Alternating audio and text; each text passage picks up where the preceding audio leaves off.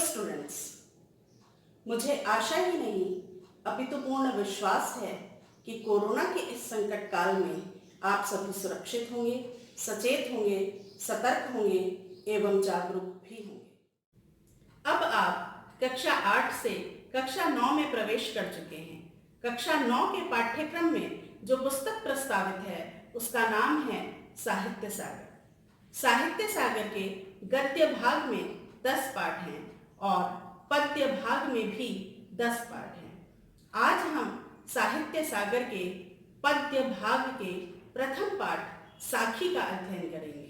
साखी में कबीर दास जी द्वारा रचित दोहों का संकलन है। तो दोहों को पढ़ने से पहले आइए कबीर दास जी के जीवन परिचय पर थोड़ा प्रकाश डाल लेते हैं। कबीर संत कवि एवं समाज सुधारक थे। ये सिकंदर लोधी के समकालीन थे। कबीर का अर्थ अरबी भाषा में महान होता है। कबीरदास भारत के भक्ति काव्य परंपरा के महानतम कवियों में से एक थे। काशी के इस अक्खड़ निडर एवं संत कवि का जन्म काशी के ही लहरतारा के पास सन 1398 में ज्येष्ठ पूर्णिमा को हुआ। इनका पालन पोषण नीरू और नीमा नामक एक जुलाहे दंपत्ति के परिवार में हुआ था। कबीर की शिक्षा दीक्षा का अच्छा प्रबंध न हो सका। ये अनपढ़ ही रहे।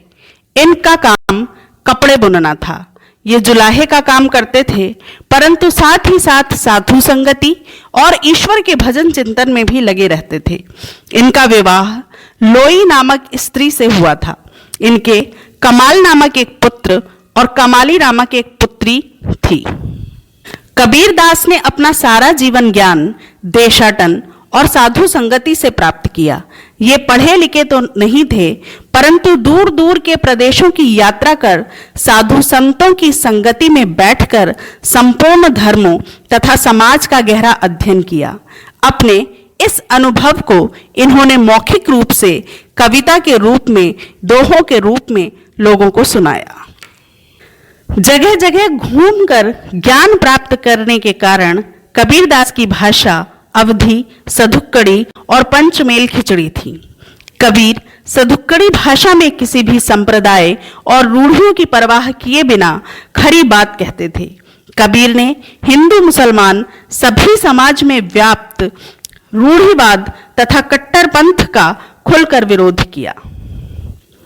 कबीर की वाणी, उनके मुखर उपदेश, उनकी साखी, रमैनी, बीजक, 52 अक्षरी, उलट बासी में देखे जा सकते हैं। गुरु ग्रंथ साहब में उनके 200 पद और 250 साखियां हैं। कबीरदास जी के गुरु संत रामानंद थे। उन्हीं से शिक्षा पाकर ये सोए हुए समाज को जगाने लगे। इनका धार्मिक दृष्टिकोण संकीर्णता, कट्टरता और बाह्य आडंबरों से परे उदारता, सहिष्णुता और मानव प्रेम पर आधारित था। ये ईश्वर के निर्गुण रूप में विश्वास करते थे, अर्थात ये निराकार ईश्वर की उपासना में विश्वास रखते थे। इन्होंने हृदय की पवित्रता और सत्य के द्वारा ईश्वर प्राप्ति का उपदेश दिया। इन्होंने हिंदुओं और मुसलमानों की धार्मिक कुरीतियों पर कठोर प्रहार किए। ये एक बहुत बड़े क्रांतिकारी थे। समाज में इन्होंने जो क्रांति की, उसके कारण ही ये आज अमर हैं। काशी में एक प्रचलित मान्यता है कि जो यहाँ मृत्यु को प्राप्त करता है उसे मोक्ष मिल जाता है। रूढ़ी के विरोधी कबीर को यह कैसे मान्य होता। काशी छोड़कर मृत्यु के समय वह मगहर चले गए और सन 1518 के आसपास वहीं अपनी देह को त्याग दिया। मगहर में कबीर की समाधि आज भी है, जिसे हिंदू और मुसलमान दोनों पूजते हैं। कबीरदास जी का जीवन परिचय जान लेने के बाद आइए जानते हैं कि साखी का अर्थ क्या होता है। साखी शब्द साक्षी का तद्भव रूप है। साक्षी शब्द का अपभ्रंश रूप है, अर्थात साक्षी शब्द का बिगड़ा हुआ रूप साखी है। साखी का अर्थ होता है साक्षात ज्ञान। स्वयं अनुभव करके जो ज्ञान प्राप्त किया जाए वह साक्षात ज्ञान कहलाता है। अर्थात एक ज्ञान तो वह है जो हमें पुस्तकों और शास्त्रों को पढ़कर प्राप्त होता है, वह पुस्तकीय ज्ञान या शास्त्रीय ज्ञान कहलाता है। और एक ज्ञान वह है जो परिस्थितियों के द्वारा जीवन में खट्टे मीठे प्रत्यक्ष अनुभवों से हमें प्राप्त होता है, किसी शास्त्र या विद्यालय द्वारा नहीं। वही प्रत्यक्ष ज्ञान साक्षात ज्ञान कहलाता है। कबीरदास जी के द्वारा प्राप्त किया गया साक्षात ज्ञान ही इन साखियों में समाहित है। उसी ज्ञान को आज हम साहित्य सागर के पद्य भाग के प्रथम पाठ साखी द्वारा ग्रहण करेंगे। तो आइए प्रारंभ करते हैं पहला दोहा। गुरु गोविंद दोऊ खड़े, काके लागू पाए, बलिहारी गुरु आपनो, जिन गोविंद दियो बताए। कवि कहते हैं कि गुरु और ईश्वर दोनों मेरे सामने खड़े हैं और मेरे सामने दुविधा ये है कि मैं पहले किसके चरण स्पर्श करूं। फिर वो स्वयं ही उसका उत्तर देते हैं दूसरी पंक्ति में कि बलिहारी गुरु आपनो, अर्थात मुझे पहले गुरु के चरणों में श्रद्धा, प्रेम और भक्ति से स्वयं को समर्पित कर देना चाहिए, क्योंकि गुरु ने ही मुझे ईश्वर तक पहुँचने का मार्ग बताया है।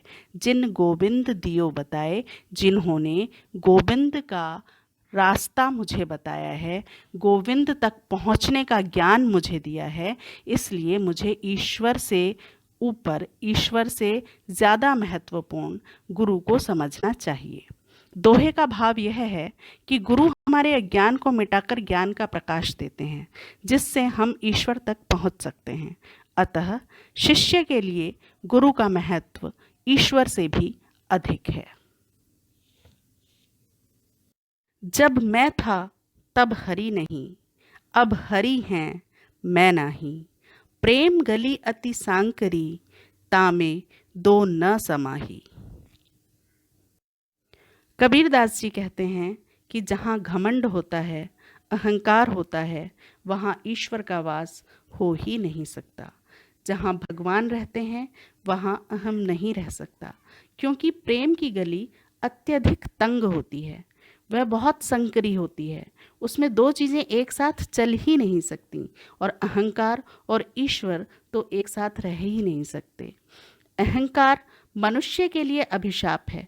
अहंकारी व्यक्ति कभी ईश्वर को पा नहीं सकता।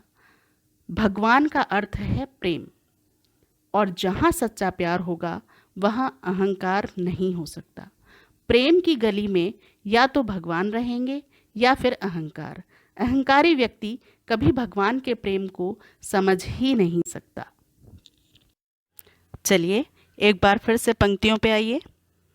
जब मैं था तब हरि नहीं, अर्थात जब मुझ में अहंकार था, मैं की भावना थी, तब मुझे ईश्वर प्राप्त नहीं हुए थे।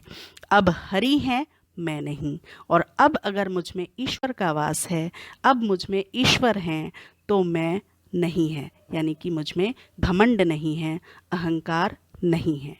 प्रेम की गली अति सांकरी, प्रेम की गली जो होती है वो बहुत छोटी, बहुत तंग, बहुत सांकरी होती है, उसमें दो चीज़ें एक साथ नहीं रह सकती। कांकर पाथर जोरी गए, मस्जिद लई बनाए, ता चढ़ी मुल्ला बांग दे, क्या बहरा हुआ खुदाए। जैसा कि आपको पहले ही बताया जा चुका है कि कबीरदास जी हिंदू और मुसलमानों की धार्मिक रूढ़ियों के कट्टर विरोधी थे।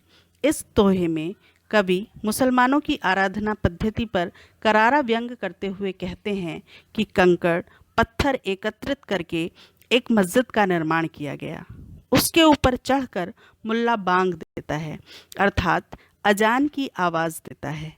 कबीरदास जी कहते हैं कि क्या खुदा बहरा हो गया है जो मस्जिद के ऊपर चढ़कर चिल्ला चिल्ला कर खुदा को याद किया जाता है। पाहन पूजे हरि मिले, तो मैं पूजूं पहाड़, ताते ये चाकी भली, पीस खाए संसार। कबीरदास जी ने हिंदुओं की मूर्ति पूजा पर भी गहरा प्रहार किया है। कवि कहते हैं कि यदि पत्थर पूजने से भगवान मिल जाते तो कभी पत्थर ही नहीं अपितु पत्थर से बने पूरे के पूरे पहाड़ की ही पूजा कर लिया करते। अरे उस मूर्ति से तो यह चक्की ही भली है, चक्की ही अच्छी है, क्योंकि इसके द्वारा पीसे गए अनाज से लोगों का पेट भरता है। कबीर की दृष्टि में भगवान पत्थर की मूर्ति में नहीं होते, वह तो सबके हृदय में वास करते हैं। ये एक बार पुनः पंक्तियों का शाब्दिक अर्थ देखते हैं। पाहन पूजे हरि मिले। पाहन पत्थर के पूजने से अगर ईश्वर की प्राप्ति हो जाती तो मैं पूजूं पहाड़, तो मैं पूरा का पूरा पहाड़ ही पूज लिया करता। ताते ये चाकी भली, उस पत्थर को पूजने से तो ये चक्की भली है। पीस खाए संसार, जिसका पीसा हुआ पूरा संसार खाता है, जिसके पीसे हुए अनाज से पूरे संसार का पेट भरता है। सात समंद की मसी करो, लेखनी सब बन राय, सब धरती कागद करो, हरि गुण लिखा न जाए। कबीरदास जी प्रस्तुत दोहे में ईश्वर के गुण असीमित बताते हुए कहते हैं कि भगवान के गुण अनंत हैं, जिनको संपूर्ण रूप से लिखा ही नहीं जा सकता। यदि सातों समुद्रों के पानी की स्याही बना दी जाए और जंगलों के पेड़ों की कलमें बनाई जाएं तथा पूरी धरती को कागज बना दिया जाए, तब भी ईश्वर के सभी गुणों का वर्णन करने के लिए पर्याप्त नहीं होंगे। चलिए पुनः पंक्तियों का शाब्दिक अर्थ देखते हैं। सात समंद की मसी करो, सातों समुद्र को स्याही कर दिया जाए, अर्थात सातों समुद्रों की स्याही बना दी जाए। लेखनी सब बन राय, और लेखनी किसको बना दिया जाए? सारे वनों को, इस पृथ्वी पर जितने वन हैं उन सभी को लेखनी बना दिया जाए, अर्थात कलम बना दिया जाए। सब धरती कागज करो, पूरी धरती को कागज बना दिया जाए, हरि गुण लिखा ना जाए। इतने साधन होने पर भी यदि तुम हरि के गुण, ईश्वर के गुण लिखना चाहो तो लिखे नहीं जाएंगे। हरि गुण लिखा ना जाए, अर्थात इतने पर भी हरि के गुण लिखने के लिए ये सारे साधन कम पड़ जाएंगे। हरि के गुण अधिक हैं और साधन कम हैं। तो बच्चों, यह था साखी का वह साक्षात ज्ञान जो कबीरदास जी ने अपने प्रत्यक्ष अनुभवों द्वारा प्राप्त किया और हमें दिया। इन दोहों पर आधारित प्रश्न आपको वीडियो के साथ ही दिए जा रहे हैं। आप उन सभी प्रश्नों का उत्तर अपनी अभ्यास पुस्तिका में अर्थात वर्कबुक में लिखेंगे। अगर आपने वर्कबुक नहीं ली है तो आप किसी भी सिंपल नोटबुक में उन प्रश्नों के उत्तर लिखेंगे। धन्यवाद।